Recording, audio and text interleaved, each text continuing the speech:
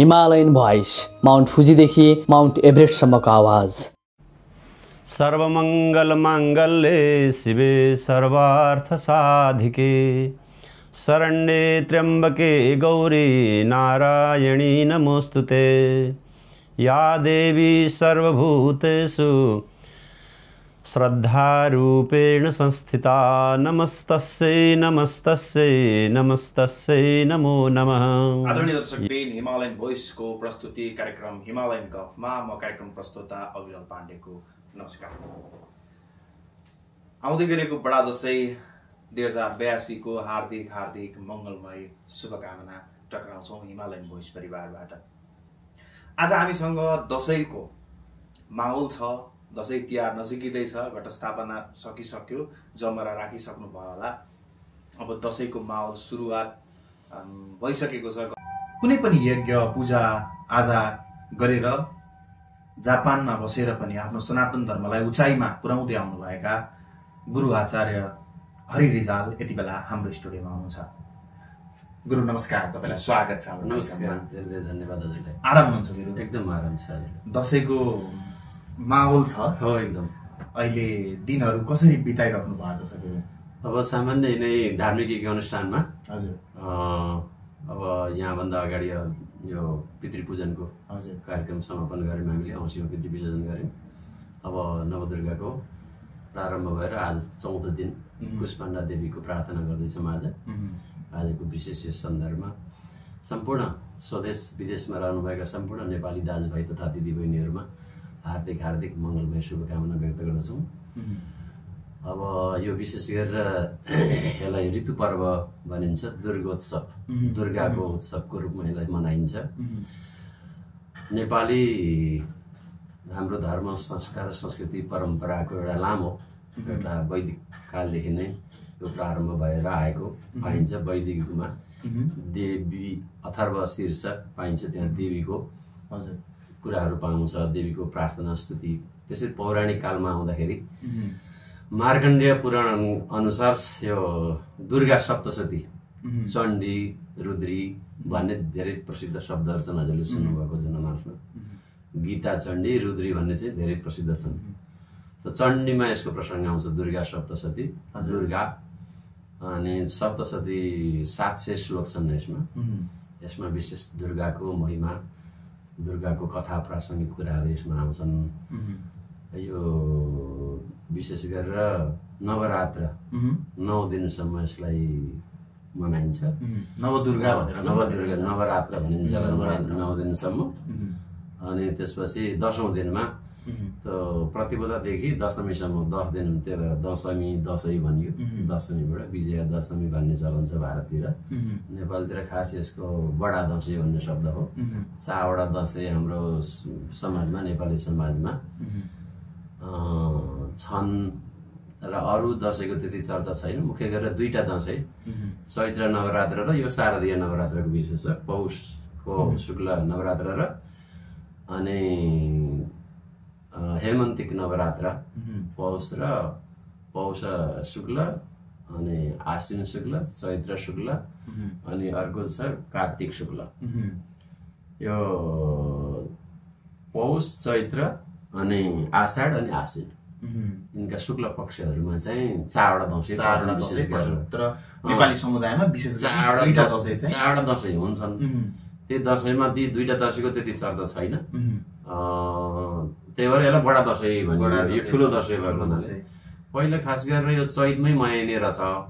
पछि यो मल्लकालीन समयमा आएर यसलाई अब यो देश परिवेश अनुसार शासकको मनोभावना इच्छा अनुसार चाडपर्वहरूको पनि निर्धारण हुन्छ। जस्तो अब के कस्तो परिवेश वातावरण हुन्छ। जब बर्खा ऋतुमा अब यो त्यति उपयुक्त हुँदैन। फेरि चाडपर्व भनेको यो शरद ऋतु भनेको फेरि कस्तो भने न गर्मी हुने न जाडो हुने, अत्यन्त सानन्द समय, एकदम ऋतुले अत्यन्तै राम्रो। अनि शरद चन्द्र भनिन्छ, शरद ऋतुको चन्द्रमा, पूर्णिमामा चन्द्रमाले अमृतको वर्षा गर्छन् भनिन्छ। ज्यादै राम्रो, उपयुक्त, उमङ्ग, खुसी, एउटा आनन्दको समय हो। खेतीपातीबाट मुक्त भएर एउटा रमाउने उत्सव, रमाइलो, सबैको घर घरमा खुसी, आँगन, एउटा यो मासु भात खाने, यो बलिको प्रथा यी आदि कुराहरूले एउटा हाम्रो यो विशेष सबैभन्दा ठुलो महत्त्वपूर्ण चाड मानिन्छ यसलाई।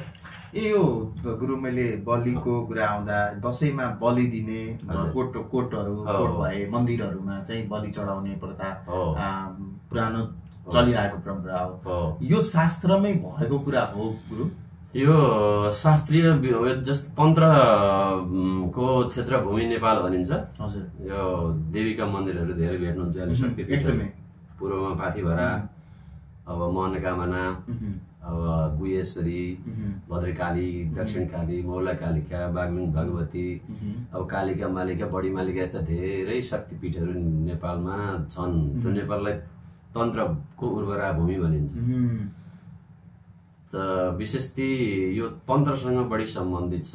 यो सबैले मान्ने चाडपर्व हो। यो फेरि यो सबैका आफ्नै पद्धतिहरू छन्, आफ्नै तरिकाले मनाउनुहुन्छ। पूजाका पद्धतिहरू आफ्नै तरिकाका छन्, तर सबैले दसैँ मनाउनुहुन्छ। यो सबैको साझा चाड हो, साझा पर्व हो। यो बलिको कुरा विशेष गरेर वैदिकमा सात्विक पूजाको कुरा आउँछ भने यो तन्त्रमा चाहिँ विशेष गरेर पशु बलिको कुरा, शाक बलिको कुरा चाहिँ वैदिकमा हुन्छ। यो तन्त्र साधना गर्ने ज्यादै महत्त्वपूर्ण समय हो। यो अत्यन्तै साधनाको दृष्टिले यो अब नवरात्र भनियो नि, यो रात्रि किन भनियो त? यसको पछाडिको अर्थ के रहेछ भने अरू पूजा त विशेष गरेर अरू साइतहरू शुभ अवसरहरू दिनमै हुन्छ नि। त्यो तन्त्र साधनाका लागि रात्रि महत्त्वपूर्ण रहेछ। तन्त्र साधनाको लागि रात्रि महत्त्वपूर्ण, रात्रिको चाहिँ समयमा ज्यादै महत्त्वपूर्ण रहेछ। त्यसो भएको हुनाले योगीहरू साधकहरूका लागि, तन्त्र साधकहरूको लागि चाहिँ रात्रि, त्यो रात्रि भनेको चाहिँ अन्धकार। त्यो अन्धकारबाट मुक्त हुनका लागि यो जुन शरीरमा भएका राग द्वेष विकार त्यसबाट मान्छेले मुक्त हुनका लागि विशेष साधना गर्ने।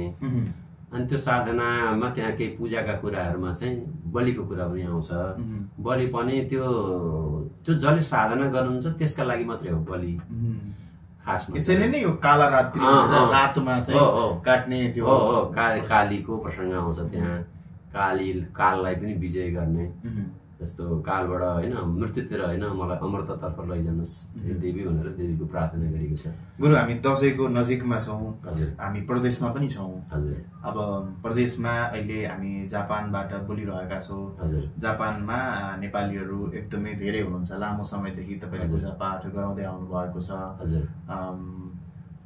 अहिलेको दसैँ कुन दिन परेको छ, कस्तो छ, सायद कता फर्केर टिका लगाउन सकिन्छ यस जापानमा बसेर, जापानको भूगोलमा? हजुर। हाम्रो किनकि जापान, हाम्रो दर्शकहरू जापानबाट हेर्ने धेरै हुनुहुन्छ, उहाँहरूलाई खुलेर मजाले के छ शास्त्रमा के भनिरहेछ त्यो कुराहरूलाई बताइदिनुहोस् न। पात्रमा के छ?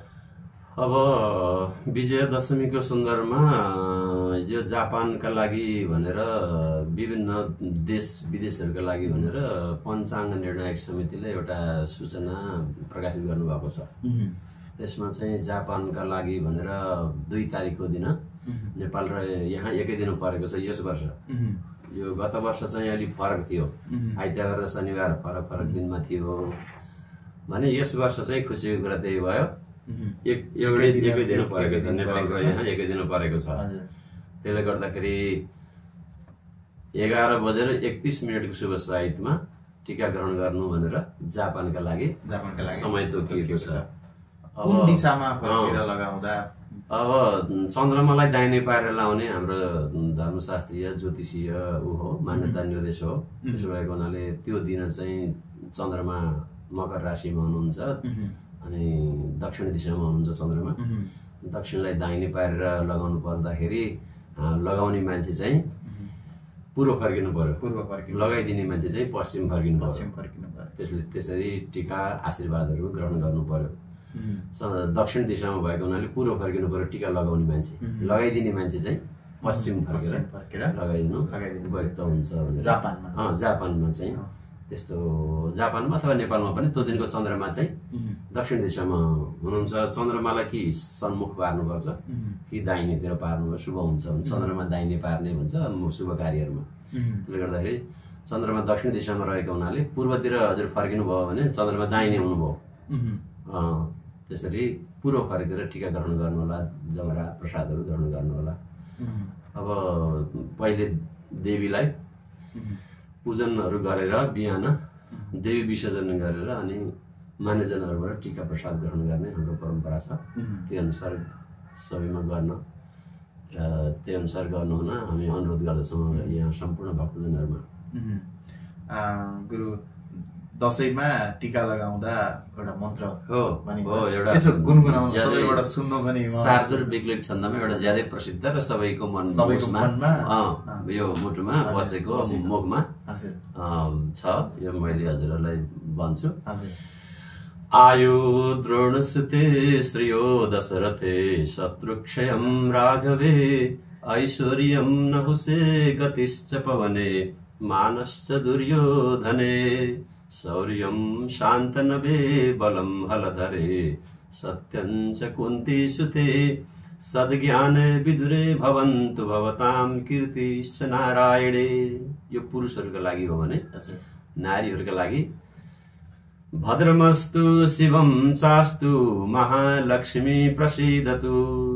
पुरुषहरूका लागि मात्रै आशीर्वादको मन्त्र उल्लेख छ भने नारीहरूको लागि स्वयं नारीहरू चाहिँ देवीको स्वरूप हुने भएको हुनाले उहाँहरूलाई आशीर्वाद नभएर हजुरहरूलाई नमस्कार छ भन्ने अर्थमा चाहिँ त्यसरी अर्थाइएको छ है। नारीहरूलाई आशीर्वाद हुँदैन, नारीहरू स्वयं नै दुर्गाका रूप हुन्, नारीका रूप हुन् भनेर शक्तिका स्वरूप हुन् भनेर अब कन्या पूजन गरिन्छ। कन्यालाई चाहिँ 2 वर्षदेखि 9 वर्षसम्मका कन्याहरूलाई चाहिँ त्यसरी पूजा गरिन्छ देवीकै रूपमा भएको हुनाले चाहिँ उहाँहरूलाई चाहिँ नमस्कार हुन्छ, आशीर्वाद नभएर नमस्कार हुन्छ। स्वयं देवीका साक्षात रूप हुन्, शक्तिका रूप हुन्, शक्तिका स्रोत हुन्। नारी शक्ति भनेर जनमानसमा हामीले सुन्न पाउँछौँ नि। नारीमा अथाह शक्ति हुन्छ, जहाँ पुरुष फेल हुन्छ नि त्यहाँ नारीले त्यो कार्य सजिलै देशको प्रधानमन्त्री कस्तो राम्रो यसपालिको दसैँ यसै पनि नारीको पूजाका लागि हामीले नारीलाई नै भन्दा नारीकै प्रधानमन्त्री यो शुभ लक्षण पनि शुभ लक्षण पनि हो। देशमा यसो राम्रो सबैको मनमा राम्रा भावना ती राग द्वेषहरू हटेर जाउन् भन्ने यही कामना गरौँ।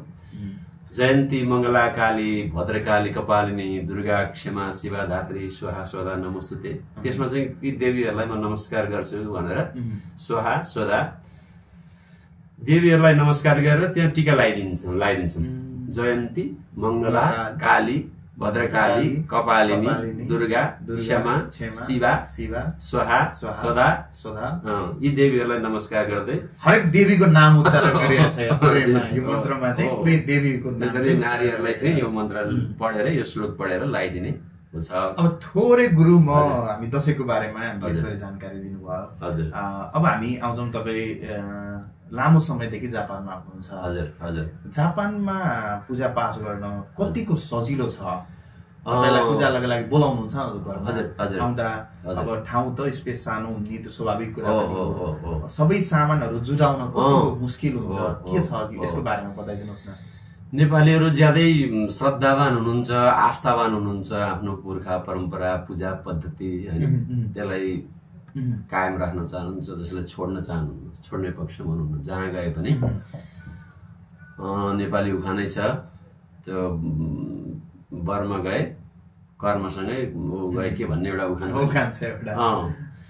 त्यसले गर्दाखेरि त्यो जहाँ गए पनि आफ्नो धर्म संस्कार संस्कृति यति गहिरो रूपमा सबैको मनमा यसरी बसेको हुन्छ, त्यसलाई हामीले महत्त्वता हामीले बिर्सन सक्दा रहन्छौँ जसरी जोसुकैले पनि। त्यसले गर्दा त्यसलाई चाहिँ उहाँहरूले चाहिँ सक्दो प्रयास गर्नुहुन्छ। त्यसप्रति अति हामी यसलाई राम्रो मान्नुपर्छ, किनभने हाम्रो धर्म संस्कार संस्कृति सबैको मनमा रह्यो भने नै हाम्रो संस्कार अनि हामी रहन्छौँ। सनातन धर्म संस्कृति सबैको मनमा रह्यो भने त्यो हराएन, लोप भएन भने मात्रै हामी रहन्छौँ। फेरि हाम्रो धर्म रक्षति रक्षित भन्ने एउटा प्रसिद्ध वाक्य उल्लेख छ, पदावली तपाईँले सुन्नुभएको हुन्छ। धर्म रक्षति रक्षित, हामीले त्यसको रक्षा गर्यो भने उसले हाम्रो रक्षा गर्छ भन्ने यस्तो। त्यसो भएको हुनाले केही अब सामग्रीको अभाव पनि हुन्छ, किनभने उहाँ जस्तो नेपालमा जस्तो त्यति सहज सजिलो छैन। पक्कै पनि अलिक उहाँहरूलाई पनि अब समय मिलाउनु, किनभने कामको व्यस्तता अत्यन्तै बिजी। अब यो समय जापानको समय चाहिँ व्यस्त समय हुन्छ, सबैको समय निकाल्न गाह्रो हुन्छ एकदम। तैपनि उहाँहरूले जसरी हुन्छ समय मिलाउने प्रयास गर्नु। जस्तै नामकरण संस्कार भयो, व्रतबन्ध संस्कार भयो, बिहे संस्कारहरू, बिहेहरू यहाँ आजभोलि धेरै कार्यक्रमहरू पूजाका पद्धतिहरूका धेरै अब सुरु भएका छन्। अहिले गुरुहरू पनि धेरै हुनुहुन्छ। अब नेपालीको जनसङ्ख्या पनि बढ्दै गएको हुनाले धार्मिक गुरुहरूको पनि यो समय समयमा जस्तो पूजाआजाहरू हाँट्न पद्धतिहरूलाई अब जस्तो दशाग्रह बुझाउनेदेखि लिएर अब छोराछोरीको व्रतबन्धदेखि लिएर नामकरण संस्कार बच्चा जन्मियो केही न केही गुरुलाई बोलाएर यसो सुवासुदा पूजा गरेपछि उहाँहरूको मन आनन्द हुन्छ। त्यो गर्न सक्नु भयो भने कस्तो मन अलिकति खिन्न हुन्छ, जसैको त्यस्तो हुँदो रहेछ। म सबैसँग जान्छु, घर घरमा अब देख्छु उहाँहरूको भन्नुहुन्छ त अति खुसी लाग्छ यस सन्दर्भमा। तर प्राविधिक कठिनाइहरू के छन्, त्यही समयको अभाव, सबै सामग्री जुटाउनु गाह्रो छ। ठाउँ पनि अब किनभने अब सबैको त्यस्तो फराकिलो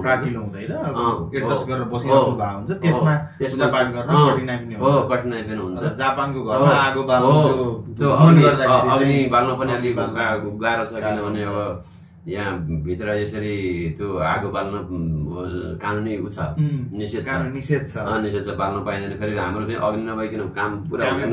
अनि अग्नि पनि भएन गुरु। अनि अर्को कुरा हामीसँग गाईको गोबर र गाईको गत अनिवार्य नै हुन्छ पञ्चगव्यहरूमा। अनि ती पञ्चामृतका लागि अब तपाईँको दुध गाईको दुध, अब योहरू चाहिँ तपाईँले कसरी म्यानेज? केही कुराहरू चाहिँ यहाँ अब ल्याउनुहुन्छ।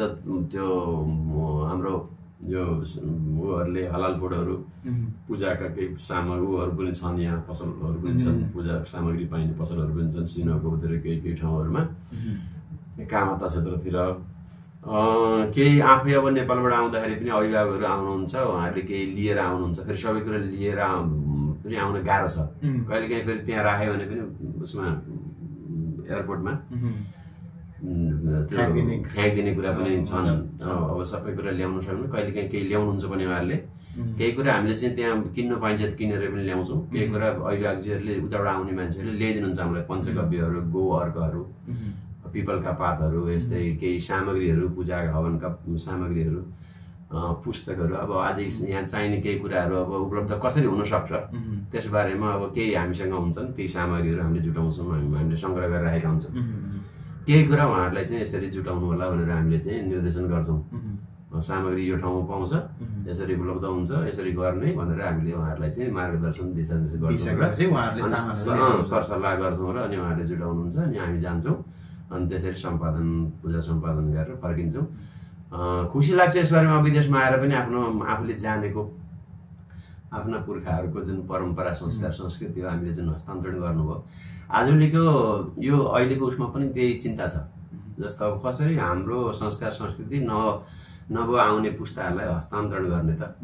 हामीले त त्यो सिकेर आयौँ। अब आउने पुस्ताहरूलाई कसरी सिकाउने, किनभने यो समयमा जुन ठाउँमा उनीहरू हुर्किरहेका छन् त्योबाट एकदम अलिकति ऊ छन्, के भन्छ, ग्याप छ। अङ्ग्रेजीमा हुन्छ नि कम्युनिकेसनको ग्याप। अब उहाँ त्यही ठाउँमा हुर्किने पढ्ने भएको त्यो देखेका हुन्छन्, पूजा पद्धतिहरू, त्यो रीतिरिवाज, संस्कार देखेका हुन्छन्। अब यहाँ चाहिँ जुन ठाउँ हुन्छ नि, अब यहाँको जुन स्कुलहरूमा, कलेजहरूमा त्यो वातावरण हुँदैन। अनि अब सार्वजनिक रूपमा पनि चाहिँ त्यहाँ यस्तो देख्न पाइँदैन। त्यही भएर अब आउने नव पुस्ताहरूलाई, अब अहिले छ नि जेनजी पुस्ता भन्ने, जेनजी पुस्ता, यो जेनजी पुस्ताहरूलाई कसरी आफ्नो धर्म, संस्कार, संस्कृतिहरू जोगाउने होला, हस्तान्तरण गर्ने होला, कसरी यिनीहरूलाई सिकाउन सकिन्छ भनेर सबै अभिभावकहरू चिन्तित हुनुहुन्छ। प्रयास हुँदैछन्। अब जस्तो बिस्तारै बिस्तारै मन्दिरहरू निर्माण हुँदैछन्। नेपाल घर भन्ने अहिले त्यसको कुरा ल्याएको छ, एकीकृत नेपाली त्यो ल्याएको छ कुरा छ। अब विभिन्न ठाउँ, अब हामीले यहाँ पनि अब 3वटा मन्दिर स्थापना गऱ्यौँ हामीले।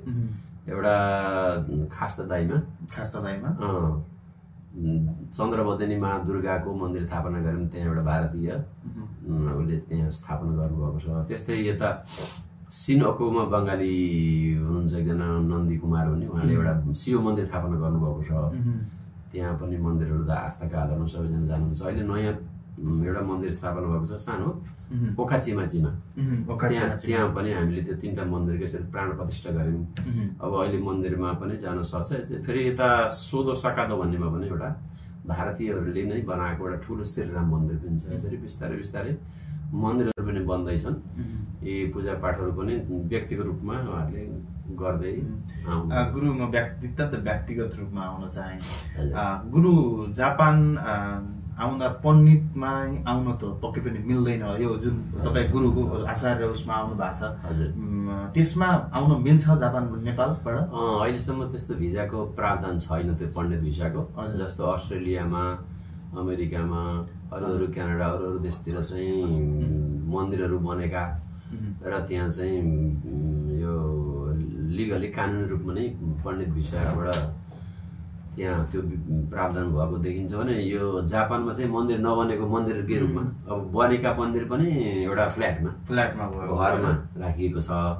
अब मन्दिरै नबनेको भएर र अब दूतावासले त्यो पहल गरेर अब आगामी दिनहरूमा मन्दिरहरू बन्यो भने अनि त्यसरी चाहिँ त्यो भिसा आउला। अहिले चाहिँ आफ्नो तरिकाले आउनुहुन्छ, जस्तो म पनि आफ्नो तरिकाले आएँ र त्यसरी गइरहनु छ। कोही कुकमा आउनुभएको छ, कोही डिपेन्डमा आउनुभएको छ, कोही स्टुडेन्टमा आउनुभएको छ, कोही अब यहाँ आएर खाइसेन, स्टुडेन्टमा आएर खाइसेन बनेर काम गर्दै पनि हुनुहुन्छ। साथमा यसो कहिले काहीँ समय मिलाएर त्यो पनि पूजा पाठ हुँदा पनि। कति समयदेखि गुरु तपाईँ जापानमा पूजा पाठमा? म 6 वर्षदेखि विगतमा यहाँ कार्यरत छु भन्नु पर्यो। म साइडमा अब पार्ट टाइम जब पनि गर्छु, अनि यसलाई पनि एउटा पार्ट टाइम जब भने अब जस्तो उहाँहरूले हजुर त उहाँ संस्कृत पढेको हुनुहुन्छ, गुरुको छोराहरू हुनुहुन्छ, हजुरको अध्ययनको पनि कुरा गरौँ। मेरो चाहिँ खास गरेर मेरो संस्कृत पृष्ठभूमि गुरुकुलीय परम्पराबाट आएको हुँ म। अनि मैले वाल्मीकि विद्यापीठ यो नेपाल उति बेला चाहिँ महेन्द्र संस्कृत विश्वविद्यालय थियो, अहिले त्यसको नाम नेपाल संस्कृत विश्वविद्यालय त्यो दाङमा छ। मैले काठमाडौँको वाल्मीकि विद्यापीठबाट शास्त्री अनि बिएड, फेरि यता त्रिभुवन विश्वविद्यालयबाट नेपाली साहित्यमा एमए, त्यसै गरी एजुकेसनमा फेरि एमएड, त्यसै गरी त्यहाँसम्मको शिक्षा अध्ययन गर्दै फेरि केही लामो समय चाहिँ नेपालमै शिक्षण पेसामा लामो समयसम्म आबद्ध भए। अनि गरेर सरकारी र प्राइभेट स्कुल कलेजहरूमा चाहिँ पढाउने काम मैले लामो समय अध्यापनको अनुभव पनि गरेँ। अनि त्यसपछि फेरि यो विदेशकोहरू पनि यसो अनुभव लिउँ न। सबै विदेशको अहिले यो माहौल यस्तो छ र पनि एउटा विभिन्न मान्छेका इच्छा आकाङ्क्षाहरू हुँदो रहेछन्। मान्छे अब सीमित भएर बस्न नचाहने रहेछ।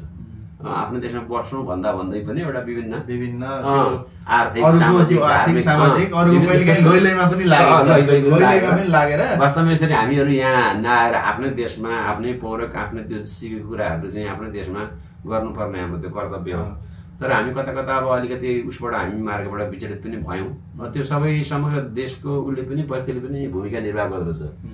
वास्तवमा यसरी देश छोड्नलाई भने मलाई पनि लागेको थिएन सुरुमा लामो समय, किनभने मैले 20 वर्ष त अध्यापन गरेँ। स्नातक लेभलसम्म मैले अध्यापन पनि गराएँ, सानो शिशु कक्षादेखि। मेरो संस्कृत र त्यतिखेर त्यो जमानामा चाहिँ संस्कृत पनि थियो 8 सम्म, संस्कृत पनि अनिवार्य थियो। त्यो अनिवार्य। अहिले तपाईँ यो राउन्डमा जापानमा लगभग तपाईँ पुगिराख्नुहुन्छ, पूजा पाठमा तपाईँ पाउनुहुन्छ। हजुर, पूजा पाठमा पुग्दा हुर्किरहेको बच्चा तपाईँ नजिकबाट निहाल्ने मौका पाउनुहुन्छ। कसैको अन्न प्रसादमा जानुहुन्छ तपाईँ होइन, अब व्रतबन्धमा जानुहुन्छ। त्यो अहिले जन्मिरहेको त्यो पुस्ताले संस्कृति हाम्रो यो जुन छ नि हाम्रो धर्म संस्कृतिलाई चाहिँ कसरी निहालिरहेको तपाईँले नजिकबाट हेर्नु भएको छ? उनीहरू कतिको धर्ममा आस्था राख्नेहरू देख्नु भएको छ, त्यो यति बताइदिनुहोस् न। अब त्यो जापानमा हुर्किरहेको बच्चाहरू यहाँ मैले के समस्या देख्छु भने अब उहाँहरू चाहिँ जानुहुन्छ कि अब अङ्ग्रेजी मिडियम स्कुलमा कि जानुहुन्छ यता यो जापानी मिडियम स्कुलमा जानुहुन्छ, अनि घरमा हुन्छ फेरि नेपाली मिडियम हुने होइन।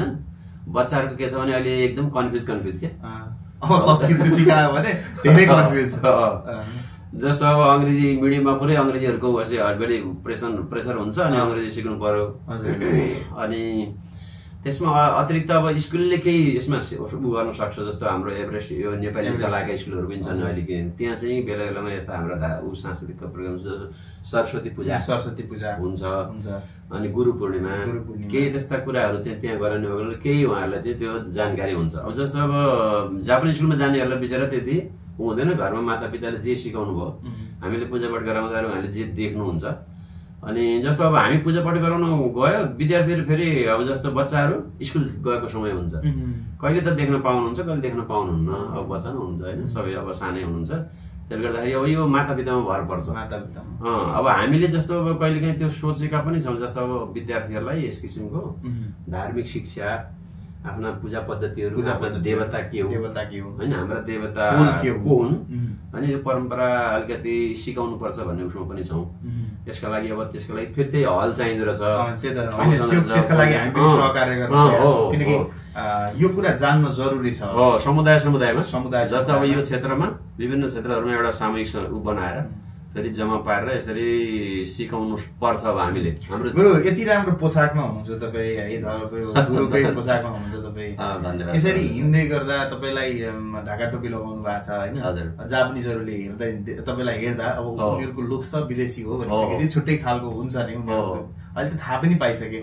नेपालीले नै अहिले के भन्छ, नेपालतिर तपाईँलाई थाहै छ, नेपालतिर ऊ बाहुन आयो, खुट्टा परे बाहुन आयो भन्ने त्यो एकदमै छ। जापानमा बसेका नेपालीले हेर्ने दृष्टिकोण चाहिँ कसरी हेर्छन् अहिले? तपाईँले त त्यो निहाल्नु भएको छ नि त, अब कुन तरिकाले हेरेको पाउनुहुन्छ आफैमा? अब जस्तो उहाँहरूको लागि त अब नौलो कुराहरू जस्तो इन्दोचिन भनेर ऊ गर्छ, पहिले बुझ्छ जापानीहरूले। यस्तो हेर्ने बित्तिकै त्यो नेपाली भन्दा नि नेपाली यस्तो अब कुर्ता पाइजामा अब यस्तो टोपीहरू यता देख्ने बित्तिकै पहिले त इन्दोचिनमै जान्दो रहेछ यिनीहरूको, जापानीहरूको इन्डियन भन्नेतिर जान्छ कि। त्यसपछि अनि अब बिस्तारै उनीहरूले त्यो परिचय यताउति केही कुराकानी भयो भने मात्रै थाहा पाउने हुन्, नत्र भने यहाँ चाहिँ टोटली के रहेछ भने इन्डियन ऊ रहेछ के भन्छ हाबी इन्डियनहरूको धर्ममा फेरि नेपाली भन्दा ज्यादा इन्डियन मन्दिरहरू पनि ज्यादा भएको कारणले पनि हुन सक्छ।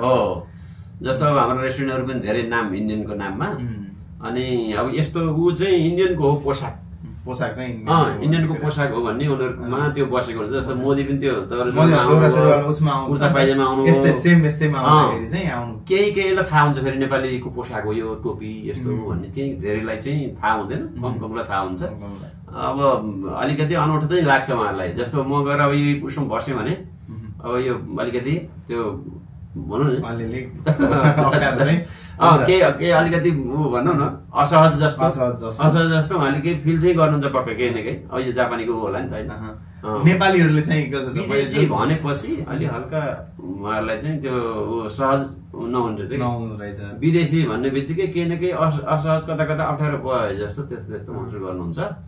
र पनि अब बिस्तारै बिस्तारै त्यो नेपालीहरूको बारेमा पनि अब यहाँ धेरै सङ्ख्यामा नेपालीहरू रहेछन्, जापानीहरूले पनि बिस्तारै बिस्तारै थाहा पाउँदै छन्। अब उनीहरूको यस्तो रहेछ।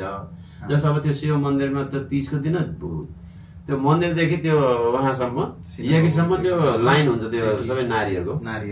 अनि अब ठाउँ ठाउँमा यस्तो बाजाहरू भजनहरू यस्तो कीर्तनहरू अलिकति अब हाम्रो त फेरि अलि आवाज बढी आउँछ नि त, भजन गर्नु पर्यो कीर्तन गर्नु पर्यो, नेपालीहरूको यस्तो कल्चर रहेछ है भनेर अलिकति बुझ्दै हुनुहुन्छ बिस्तारै बिस्तारै। अब नेपालीहरूको जहाँसम्म छ त्यो अब कसैमा त्यो पुरानै विचारहरू नै छ। अब यो स्टिल त्यस्तै भेटिन्छ अझै। जस्तो अब उहाँहरूलाई के थाहा हुँदैन भने जस्तो गुरु हो गर्दो रहेछ भनेपछि उहाँले फेरि त्यस्तो बुझ्न लाग्नुहुन्न कि कुन विषयको पढेको हो कस्तो आउँछ के आउँछ, उहाँहरूलाई स्वयं त्यो ज्ञान पनि हुँदैन।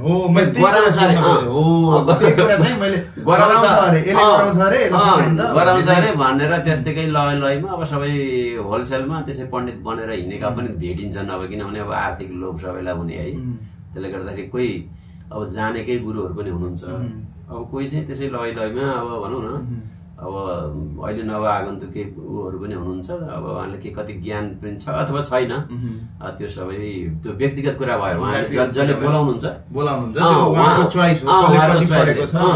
उहाँले कोही कोही चाहिँ राम्रो गुरु पनि चाहियो भनेर डिमान्ड पनि गर्नुहुन्छ, डिमान्ड आउँछन् कि कोही कोही राम्रो पढे लेखेकै कस्तो के हो भनेर राम्रोसँग विचार गरेर पनि माग्नुहुन्छ। कोही कोहीले चाहिँ होइन काम चलाइदिए हुन्छ, जस्तो जो भयो नि यसो काम चलाइदिने होइन, एउटा हाम्रो जुन एउटा संस्कार त्यसलाई यसो उ गरिदेऊ न, यसो गरिदेऊ नि त औपचारिकता निभाइदिनु भनेर पनि गर्ने हुनुहुन्छ। कार्यक्रमको अन्तिममा पनि आइसक्यौँ हामी गुरु। आज विशेष गरी हामी दसैँको कुराकानी गरौँ। तपाईँसित तपाईँ साहित्यमा पनि एकदमै लेखनमा तपाईँ प्रखर हुनुहुन्छ भन्ने हामीलाई थाहा छ, बुझेका छौँ। पहिला पनि हामीले कुरा गर्ने एकचोटि वातावरण मिलाउन खोजेको त्यस्तै भयो। आज चाहिँ दसैँ विशेष भएर हामीले कुराकानी गऱ्यौँ। त्यस पछाडिको दिनमा एक दिन चाहिँ हामी फेरि तपाईँलाई तिहार विशेषमा पनि बोलाउनेछौँ र पर्सनल्ली नितान्त तपाईँको साहित्य कविताहरू सुन्नलाई पनि तपाईँलाई म चिन्ता गर्नेछु। आजको दिनमा मैले केही प्रश्न गर्दा मबाट गल्ती भएको भए मलाई क्षमा दिनु होला। मैले केही सोध्न बिर्सेको, हजुरलाई भन्न चाहेको केही छ भने गुरु प्लिज। र तपाईँलाई अब पूजापाठ गर्नका लागि तपाईँलाई म गुरुबाटै पूजापाठ गराउँछु भन्ने दर्शकहरूलाई आफ्नो नम्बर, नाम, कहाँबाट ठेगाना गर्न सक्नुहुन्छ त्यो पनि बताइदिनु भयो भने अझ धेरै सजिलो हुन्छ। बताइदिनु। हस्, धन्यवाद सर हजुरलाई। अविरल सर हजुरको यस्तै निरन्तर अविरल यात्रा जारी रहोस्। जस्तो नाम त्यस्तै काम भने जस्तै। धन्यवाद। अत्यन्त खुसी लाग्यो हजुरसँग आज भेटघाट भयो, कुराकानी भयो, दर्शकको चर्चा हामीले सामान्य रूपमा गऱ्यौँ। अब मेरो चाहिँ खास अब हरि रिजाल छोटो नाम चाहिँ त्यही भइहाल्यो। अब फोन नम्बर भन्नु? फोन नम्बर भन्नु। 080 080 37 37 55 55 20 20 55 20 55 यसमा सम्पर्क गर्न सक्नुहुन्छ। मेरो फेसबुकमा पनि हरि अनि रिजाल भनेर छ, त्यसरी सम्पर्क गर्न सक्नुहुन्छ। अब म चाहिँ विशेष गरेर यो बिउकोट समाज अनि यता हाम्रो चितवन समाज यतातिर बढी सम्बन्धित छु। त्यसैबाट नि हजुरहरूले गर्न सक्नुहुन्छ। हाम्रो यही हिमालयन मिडिया पनि भयो, भोइस भयो, हामीलाई पनि खबर गर्नुभयो भने हामीले पनि तपाईँको नम्बर उपलब्ध गराउन सकिन्छ। हजुर। अब म यहाँहरूको जुन यो जसरी जुन मलाई बोलाएर मलाई यसो कुरा राख्ने, यो केही हामीले जानेका कुराहरू राख्ने यो अवसर दिनुभयो, अविरल सरलाई धेरै धेरै आभार व्यक्त गर्छु। यो हिमालयन भोइस जुन मिडिया छ हाम्रो, यसको उत्तरोत्तर प्रगतिको कामना गर्छु। सम्पूर्ण यो शुभ अवसरमा सम्पूर्ण देश विदेशमा रहनुभएका विभिन्न कुना कन्दरामा रहनुभएका नेपालीहरूमा हार्दिक मङ्गलमय शुभकामना। सबैको उत्तरोत्तर प्रगति होस्। भगवती जगदम्बा परम्बा जगतजननी माताले सबैको मनमा घर आँगनमा खुसी छाओस्, आनन्द उमङ्ग सबै कुराहरूले समृद्ध हुनुहोला। भाग्यको उदय होस्, हजुरहरू सबैको मङ्गल होस्। ठुला बडाको आशीर्वाद लिनु होला। यो के हुन्छ भने यो टिका लाउने मन्त्र पढ्ने मात्रै नभएर यसको पुर्खाहरूको खास अब ग्यादरिङ हुन्छ नि त, हाम्रो ग्यादरिङ हुन्छ, उहाँहरूबाट सिक्ने कुरा हो कि हो। यो खास त्यसको मेन अर्थ भनेको चाहिँ के हो भने यो मन्त्र पढ्ने, टिका लाउने अनि मासु भात खाने मात्रै नभएर यसको खास के भने हाम्रा पुर्खाहरूले के अनुभव गरे त, उहाँहरूले त लामो समयसम्म त जीवन भोगेर पढेर जीवन भोगाइएर आउनुभएको हुन्छ नि। अब उहाँहरूका कुरा सिन्ने र त्यो संस्कृतिलाई चाहिँ हामीले चाहिँ राम्रो संस्कृतिलाई चाहिँ अगाडि बढाउने, अब नराम्रो संस्कृतिलाई चाहिँ छोड्ने, विदेशको संस्कृति अन्त्य गरेर बाबुबाजेले चलाएको संस्कृतिको चाहिँ हाम्रा पुर्खाहरूले जुन अनुभव ज्ञान लिनुभयो नि त्यो सिक्ने हो उहाँबाट। हो त्यो नै यसको दसैँको चाहिँ मुख्य हो। त्यसैले नै आज हामीले दसैँको माहौलमा विदेशमा पनि रहेर कसरी गर्न सकिन्छ भनेर आज हामी तपाईँलाई यो कार्यक्रमलाई अब अन्तिम तर्फ लगे। आदरणीय दर्शकबिन, यो 3 जेलसम्म हामीसँग आचार्य गुरु हरि रिजाल हुनुहुन्छ पनि यही। अब म भने विदाई गर्ने तर्खरमा छु। म मायाको चिनो प्रदान गर्छु। फेरि पनि हामी गुरुलाई ल्याउनेछौँ। कुनै पूजापाठ गर्नु परेमा गुरुलाई पनि सम्झिनु होला र यदि हामीलाई पनि सम्पर्क गर्नुभयो भने हामी गुरुको नम्बर उपलब्ध गराउन सक्छौँ। बडा दशैंको फेरि पनि मङ्गलमय शुभकामना टक्राउँदै अहिले मैले मायाको चिनो प्रदान गर्दै अहिले भने बिदा हुन्छु। नमस्कार। धन्यवाद।